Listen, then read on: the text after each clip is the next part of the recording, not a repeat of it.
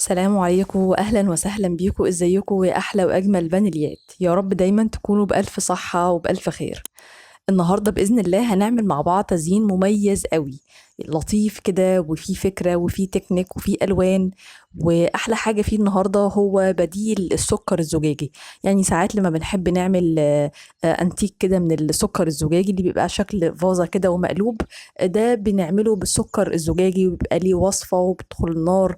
انما المره دي هنعمله ببديل بس لطيف قوي من ورق الرز، وهيطلع نفس الشكل بل احلى كمان. فخليكم معايا ان شاء الله النهارده وهنشوف افكار حلوه قوي مع بعض.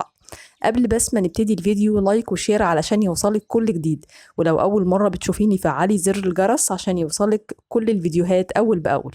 يلا بينا نبتدي ونقول بسم الله. معايا هنا كمية من الكريمة، هسيب لك طبعا لينكها ووصفتها تحت في صندوق الوصف عشان تاخدي الوصفة زي ما انتي عايزة. هبدأ الكريمة دي أغلف بيها كيك. هنا معايا مقاس 16. مقاس 16 بياخد في التغليف، يعني لو هو طويل مثلا زي اللي انتي شايفاه ده هياخد معاكي 150 جرام في التغليف، يعني ويبقى يعني كده كتير كمان. في العادي بياخد من 120 ل 130 جرام في التغليف. هبدأ بقى أظبطهم كده كويس كويس بالسباتيولا لغاية لما آخد شكل أملس قدر الإمكان، وبعد كده هدخل بالسكرابر. لما بدخل بالسكرابر بيبين لي على طول الديفوهات اللي في الكريمة، فأي مكان قليل فيه الكريمة برجع أضيف له كريمة تانية وببدأ أجلسه كده، فبتاخد معايا شكل أملس ولطيف قوي من فوق. وبدخل معايا الزوايا من فوق وكل شوية بطلع الكريمة الزيادة. هنا بقى معايا شوية كده من اللون الأحمر عليهم نقطة واحدة من اللون الأزرق. ببدأ أقلبهم كويس كويس كويس، لأن الأزرق أغمق من الأحمر، فبالتالي هيديني إيه؟ هيديني لون موف، الموف اللي هو اللون البنفسجي. هاخد منه معلقة كده على جنب، وهحط عليه نقطتين تلاتة من اللون الأحمر علشان أنا عايزة آخد لون نبيتي طوبي. فاللون النبيتي الطوبي بنكتر فيه الأحمر عن الأزرق زي ما انتي شايفة كده، فباخد الدرجتين الحلوين دول. عايزة أعمل بيهم دمج للألوان بحيث لما أسحب بالسباتيولا ألاقي الألوان متداخلة. فحطيت واحد في كيس حلواني وبدأت أخد قطع كده متقطعة، وبعدين هملى الفراغات دي باللون المغاير اللي هو اللون الموف. كذلك برضو من فوق بحط قطع قطع من الألوان، شوية نبيتي وشوية موف، وبعدين بفردهم بالسباتيولا كويس قوي، فباخد دمجة حلوة. دمجة يعني تداخل، اللون ده بيدخل على اللون ده، فما تبقيش مميزة هي الدرجة دي ولا الدرجة دي. بعد ما فردتها كويس جبت سنة من اللون الاوف وايت اللي انا اوريدي مغلفة بيه، حطيتها من فوق الوش وفردتها عشان هي دي اللي هتبين لي التداخل قوي، او ان في درجتين متداخلين في بعض. كمان سنة برضو من اللون الابيض وحطيتهم على الجوانب، وبعدين ما جلستهمش كويس، انا عايزة يبقى فيهم قطع قطع كده هتديلي تأثير حلو. بطرف السباتيولا بس باجي من فوق وبسحب وبشد لتحت بميلة بطرف الاسباتيولا. اي كريمه بتطلع معايا بنضفها على حافه العجان عشان ما تعمليش زيادات. بس كده بيبقى شكلها لطيف وفيها دمج للالوان.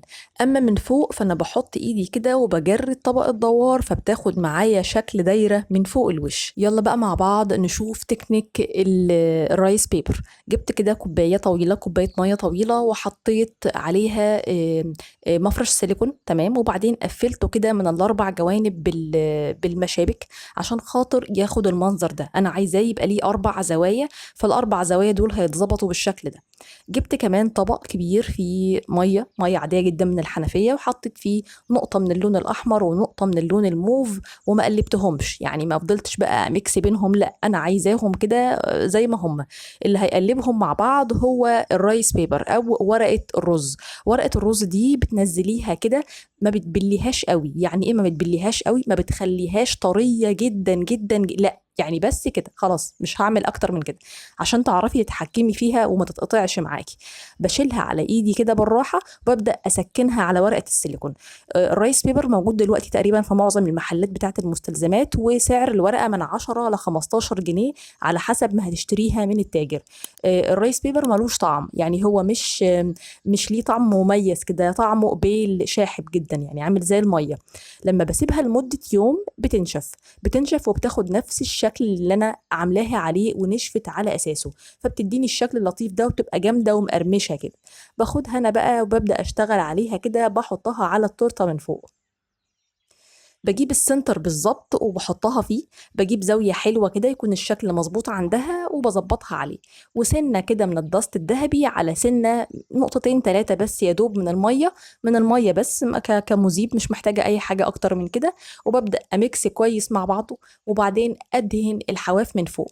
الحواف من فوق لما بدهنها بقى باللون الذهبي بتديني شكل حلو قوي، بتديني شكل كده لمعة وضي شكله لطيف، فبتنطق معايا التورتة أكتر وأكتر.